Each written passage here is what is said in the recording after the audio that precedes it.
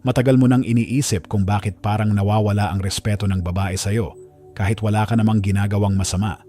Maayos ka naman, mabait, nagbibigay. Pero habang tumatagal, parang lumalamig siya. Parang unti-unting bumababa ang tingin niya sa'yo. Pero baka hindi mo napapansin. Ikaw mismo ang dahan-dahang nagpapababa sa value mo. Hindi dahil kulang ka. Hindi dahil may mas magaling sa'yo. Kundi dahil may mga simpleng kilos, mga salitang akala mo ay tama, pero sa mata ng babae, senyales pala yan ng kahinaan. At kapag nasimulan mo nang ipakita yon, kahit hindi mo sinasadya, bumabagsak ang respeto.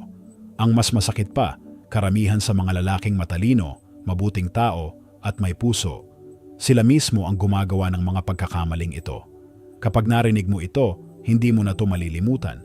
Kasi mula ngayon, makikita mo na yung mga pagkakamali sa kilos mo, sa reaksyon niya, at sa dynamics ng relasyon nyo.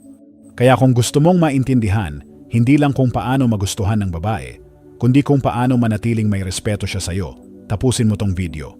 Pagkatapos nito, hindi mo na kailangang maghabol. Kasi kapag naiintindihan mo ang mga to, ikaw na mismo ang hahabulin, hindi dahil sa panliligaw mo, kundi dahil sa presensya mo. Ang respeto, hindi hinihingi. Pinaparamdam. Mistake number 1, sobrang pagpapaliwanag. Kung napapansin mong lagi mong kailangang ipaliwanag ang bawat kilos mo, bawat delay ng reply, bawat desisyon mo, stop. Ang lalaking may mataas na value, hindi kailangang magpaliwanag ng sobra. Oo, marunong siyang magpaliwanag kapag kailangan. Pero hindi siya nagja-justify ng pagkatao niya. Kapag tinanong ka ng babae, bakit ang tagal mong mag-reply? Ang insecure na lalaki agad magbibigay ng mahabang dahilan. Sorry, busy lang ako kanina. May meeting kasi ako. Naubos battery ko eh. Pero ang kalmado at kumpiyansang lalaki, sasabihin lang niya, may ginawa lang ako. Diretso. Simple. Walang depensa. Bakit? Kasi alam niyang hindi niya kailangang humingi ng permiso para mabuhay. Ang lalaking may kumpiyansa, hindi nagmamadaling ipaintindi ang sarili niya. Pinaparamdam niya ito sa kilos at presensya niya. Tandaan mo, kapag sobra kang nagpapaliwanag, ang dating mo ay parang gusto mong makuha ang approval niya. At sa sandaling maramdaman niyang gusto mong mapatunayan ang sarili mo sa kanya, nawawala ang power mo sa relasyon. Ang tunay na kumpiyansa ay tahimik. Hindi ito humihingi ng maintindihan, kasi alam niyang hindi lahat kailangang ipaliwanag. Kapag may respeto siya sa iyo, hindi niya kakailanganing malaman ang lahat ng detalye. At kung wala siyang respeto, kahit anong paliwanag ang ibigay mo, hindi rin yun tatagos. Kaya mula ngayon, sabihin mo lang minsan, sabihin mo nang may kumpiyansa. At tumahimik ka na pagkatapos. Dahil ang sobrang pagpapaliwanag, iyon mismo ang pumapatay sa misteryo at respeto. Mistake number 2, paghahabol. May malaking pagkakaiba ang pursuing sa chasing. Ang pursuing, may direksyon, may dignidad, may hangganan. Pero ang chasing, desperado, puno ng kaba, at walang kontrol. Kapag ikaw yung tipo ng lalaki na laging nagte-text kahit walang reply, nagpaparamdam kahit walang balik, nagbibigay ng atensyon na hindi naman hinihingi, tandaan mo, hindi mo siya nililigawan, hinahabol mo na siya. At alam niya yon, kasi likas sa babae na marunong magbasa ng energy. Kapag naramdaman niyang nag-a-adjust ka masyado para mapansin ka, unti-unti na niyang ibababa ang tingin sa'yo. Hindi dahil masama siya, kundi dahil sinusubok ka ng kalikasan niya. Gusto niyang makita kung tatayo ka sa prinsipyo mo o magigiba ka kapag hindi ka pinansin. Kapag nagtagal ang reply niya, titingnan niya kung magdo-double text ka. Kapag sinabing busy siya, titingnan niya kung magmamakaawa ka pa ng oras.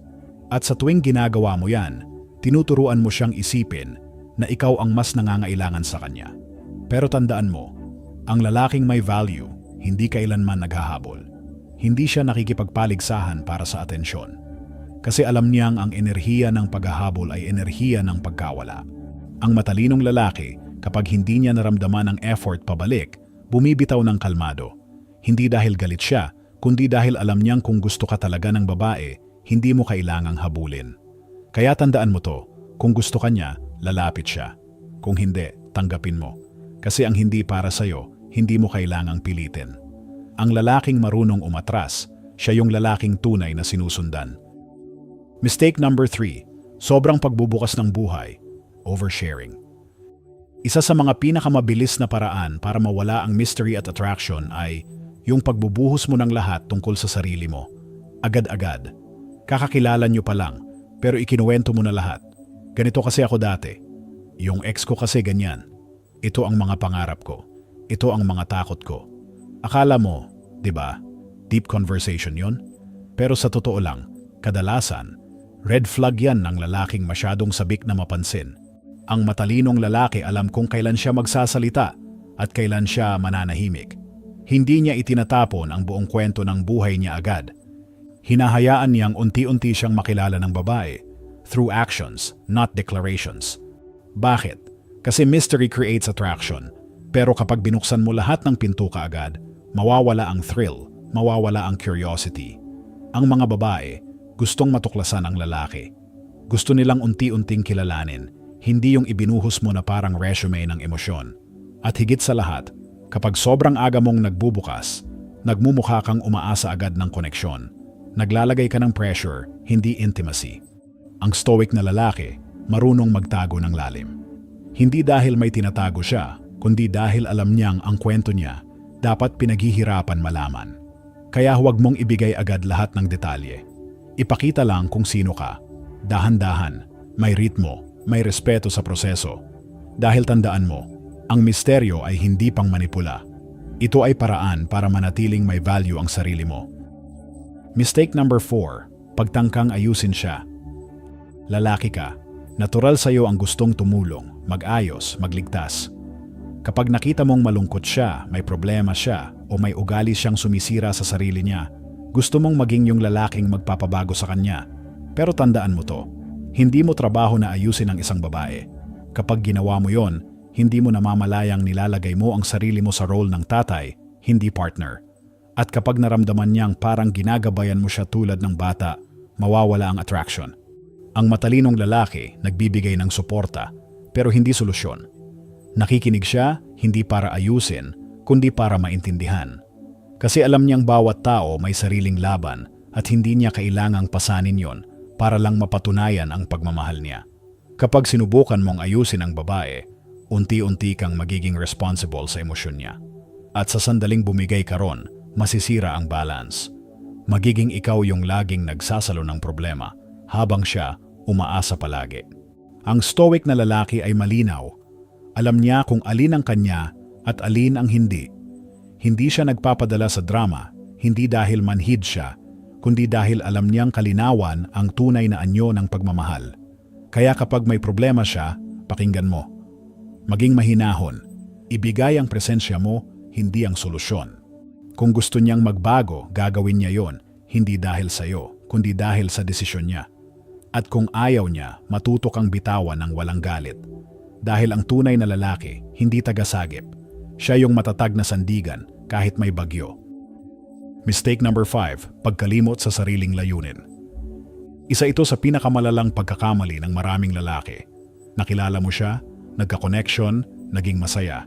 Pero habang lumalalim ang relasyon, napapansin mong unti-unting nagbabago ang focus mo. Dati, araw-araw kang nasa gym. Ngayon, mas madalas ka nang maghintay ng reply. Dati, puno ng plano ang utak mo. Ngayon, puno ng emosyon. Hindi mo namamalayan, pero unti-unti mo nang isinasantabi ang sarili mong misyon para lang mapanatili ang relasyon. At yan ang pinakamabilis na paraan para mawala ang respeto ng babae sa'yo. Kasi kahit hindi niya sabihin, gustong-gusto ng babae ang lalaking may direksyon. Yung may sariling mundo, yung hindi umiikot sa kanya, pero kaya siyang isama sa biyahe. Kapag ang buhay mo umiikot na lang sa kanya, kahit gusto ka pa niya, mawawala ang spark. Bakit? Kasi gusto niyang maramdaman na may sinusundan kang layunin. Hindi lang siya. Ang stoic na lalaki alam kung ano ang sentro. At ang sentrong yon ay hindi babae, kundi purpose. Kaya bago mo tanungin kung anong gusto niya, tanungin mo muna sarili mo, ano ba ang gusto ko? Ano ba ang mission ko bilang lalaki? Ang relasyon ay dapat karagdagan sa buhay mo, hindi kapalit. Dahil kapag ginawa mong mundo mo ang isang babae, mawawala ka sa kanya at sa sarili mo. Kaya manatili sa direksyon. Gamitin ang enerhiya ng pagmamahal bilang gasolina, hindi preno. Dahil kapag nakatuon ka sa purpose mo, hindi mo kailangang habulin ang babae. dahil siya na mismo ang lalapit sa lalaking may malinaw na landas. Mistake number 6. Pakikipagkumpetensya sa atensyon. Isang eksena na pamilyar sa maraming lalaki. Magkasama kayo sa isang gathering. Tapos bigla siyang tumatawa sa jokes ng ibang lalaki. Ngumiti, nagtagal ang usapan. At sa loob mo, parang may sumiklab na selos. Kaya ang reaksyon mo, sinusubukan mong maging mas nakakatawa, mas maingay, mas pansinin. Akala mo, yun ang paraan para maibalik ang atensyon niya. Pero sa totoo lang, doon ka mismo nagsimulang matalo. Kasi ang lalaking nakikipagkumpetensya para mapansin ay parang sinasabi sa babae, hindi ako sapat. At kapag naramdaman niyang nakikipag-agawan ka ng spotlight, doon siya lalong lumalayo. Ang matalinong lalaki, hindi nakikipagtagisan ng ego. Hinahayaan niyang tumawa siya, makipag-usap, makihalubilo. Habang siya, kalmado lang. Hindi tahimik dahil naiinggit, kundi dahil alam niyang ang presensya niya, sapat na. Ang ganitong klaseng kumpiyansa, ramdam ng babae. Yung tipong kahit sino pang lalaki sa paligid, ikaw pa rin yung may tahimik na lakas. Hindi dahil sumisigaw ka ng atensyon, kundi dahil hindi mo ito kailangan. Ang stoic na lalaki, hindi natitinag ng pansamantalang eksena. Alam niyang ang tunay na koneksyon, hindi nasusukat sa kung sino ang mas napansin, kundi kung sino ang hindi kailangang ipaglaban ang lugar niya. Kaya tandaan mo, kapag nananatili kang kalmado, grounded, at marunong maghintay, habang ang iba naguunahan sa pansin, ikaw yung hindi niya makalimutan. Dahil ang lalaking hindi natitinag, siya yung tunay na may halina. Mistake number 7. Ginagawa siyang pinagmumulan ng kaligayahan. Maraming lalaki ang nagkakamali dito. Akala nila, kapag may babae na silang nagpapasaya sa kanila, kompleto na ang mundo nila. Pero ito ang mapait na katotohanan. Kung siya ang dahilan ng saya mo, siya rin ang magiging dahilan ng pagkawasak mo. Kasi sa sandaling ibigay mo sa isang tao ang kapangyarihan na pasayahin ka, ibinibigay mo na rin sa kanya ang kapangyarihang saktan ka. Kaya kapag hindi siya nag-reply, bumababa ang energy mo. Kapag malamig siya, apektado ka buong araw. At kapag umalis siya, parang gumuho ang mundo mo. Ang matalinong lalaki, hindi umaasa ng kaligayahan sa iba. Kasi alam niyang ang saya na galing sa labas, madaling mawala. Ang stoic na lalaki, masaya kahit mag-isa. Nakakahanap ng kapayapaan sa disiplina. Nakakaramdam ng fulfillment sa layunin, hindi sa validation. Hindi siya nangangailangan ng babae para maramdaman niyang kumpleto siya. Dahil buo na siya bago pa dumating ito. At dahil buo siya, ang saya na ibinibigay ng babae ay bonus lang, hindi oxygen. Ang irony dito, kapag natutunan mong hindi kailanganin ng babae, doon ka nila lalong gustong makasama. Bakit? Kasi ang kalalakihang buo sa sarili ay bihirang-bihira sa panahon ngayon. Kaya tandaan mo to, ang babae ay dapat dagdag sa saya mo, hindi pinagmumulan. Bago mo siya mahalin, siguraduhin mong marunong ka nang mahalin ang sarili mo. Dahil ang kaligayahan na galing sa loob, yon ang hindi kailanman kayang sirain ng kahit sino. Mistake number 8. Emotional reaction sa mga test ng babae. Kung matagal ka nang nakikisalamuha sa mga babae, alam mong darating talaga yung mga test. Minsan hindi nila sinasadya, pero ginagawa nila para lang makita kung gaano kakatatag. Halimbawa, bigla siyang lumayo ng walang dahilan. O kaya, binanggit niya yung ex niya para makita kung magre-react ka. O minsan, tinetest ka sa biro. Bakit parang nagiging tamad ka na ngayon? At ikaw, agad na pikon. Ano bang problema mo? Ba't mo pa binabanggit yung ex mo? Ayun, bagsak ka na agad. Kasi tandaan mo, ang mga babae hindi laging naghahanap ng sagot. Madalas gusto lang nilang maramdaman kung gaano ka kakalmado sa gitna ng gulo. Kapag tinest ka niya, hindi mo kailangang labanan. Hindi mo kailangang magpaliwanag, magalit, o magpabibo. Ang kailangan mo lang, control. Huminga. Ngumiti. Tingnan mo siya sa mata at hayaan mong maramdaman niyang hindi ka natitinag. Kasi ang tunay na lalaki, hindi nagpapaikot ng emosyon niya sa mood ng babae. Siya ang nagtatakda ng tono. Hindi siya nadadala sa tono ng iba. Ang stoic na lalaki, hindi manhid, disiplinado. Alam niyang hindi niya kailangang sumabay sa emosyon para lang mapatunayan na may pakialam siya. Kaya sa susunod na tinitest ka niya, tandaan mo to. Hindi mo kailangang ipasa lahat ng test. Ang kailangan mo lang, huwag bumagsak sa sarili mong kontrol. Dahil kapag nanatili kang kalmado sa harap ng drama, doon ka niya lalong rerespetuhin. At doon mo rin makikita kung sino talaga ang may hawak ng direksyon. Ikaw. Mistake number 9, paghingi ng tawad sa sariling standards. Sa panahon ngayon, parang kasalanan na kapag ang isang lalaki ay may mataas na pamantayan. Kapag gusto mo ng babae na loyal, feminine, may respeto sa sarili, sasabihin ng iba, ang taas naman ng standards mo. O minsan pa tatawagin kang insecure, controlling, o toxic masculine. Pero tandaan mo to, lalaki, ang pagkakaroon ng standards ay hindi kahinaan. Yan ang ebidensya na may direksyon ka, may prinsipyo ka, at may respeto ka sa sarili mo. Ang matalinong lalaki, alam kung ano ang gusto niya. Hindi niya hinahayaan ang lipunan o opinyon ng iba ang magdikta kung anong klaseng babae ang dapat niyang tanggapin. Hindi siya nahihiyang sabihin, gusto ko ng babae na marunong rumespeto. Gusto ko ng babae na kalmado, hindi palaging may drama. Gusto ko ng relasyon na may kapayapaan, hindi laro. At kapag may babaeng hindi umaayon sa pamantayan niya, hindi siya nagagalit, umaalis lang siya ng tahimik. Dahil alam niyang ang kapayapaan niya ay mas mahalaga kaysa sa pansamantalang emosyon.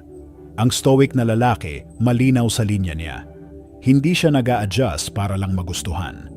At hindi rin siya nahihiyang tumanggi sa mga bagay na hindi na ayon sa values niya. Dahil kapag sinimulan mong humingi ng tawad sa standards mo, unti-unti mong isinusuko ang dignidad mo. Kaya huwag mong ibaba ang linya mo, itaas mo ito hanggang sa tamang tao na mismo ang pumantay. Tandaan mo, ang tunay na respeto, hindi mo kailangan ipaglaban.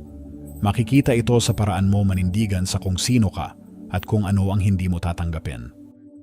Ngayon alam mo na minsan hindi mo kailangan maging sobrang matalino, sobrang pogi, o sobrang mayaman para maramdaman ng babae ang respeto sa'yo. Ang kailangan mo lang, panindigan mo ang sarili mo. Kasi karamihan sa mga lalaki, nawawala hindi dahil niloko sila, kundi dahil unti-unti nilang iniiwan yung prinsipyo nila sa ngalan ng pag-ibig o dahil ayaw nilang mawala yung babae. Pero tandaan mo to, ang lalaking kayang mawala ang kahit sino pero hindi kayang mawala ang sarili niya, yun ang lalaking hindi kailanman mawawala ng respeto. Ang stoic na lalaki ay hindi malamig. Hindi rin siya walang puso. Kalmado lang siya kasi alam niyang ang tunay na kontrol ay hindi sa paghawak sa iba, kundi sa kakayahang kontrolin ang sarili. Kaya kung pagod ka ng maubos sa mga relasyong hindi ka na pinapahalagahan, ito lang ang tandaan mo. Hindi mo kailangang ipakita na ikaw ang alpha. Kasi kapag malinaw ka, disiplinado, at hindi mo kailangang patunayan ang halaga mo, ikaw na yon. Sa huli, ang respeto, pagmamahal, at koneksyon. Lahat yan nagsisimula sa kung paano mo tratuhin ang sarili mo. Kaya mula ngayon, tumayo ka ng matuwid. Magsalita ng may kumpiyansa.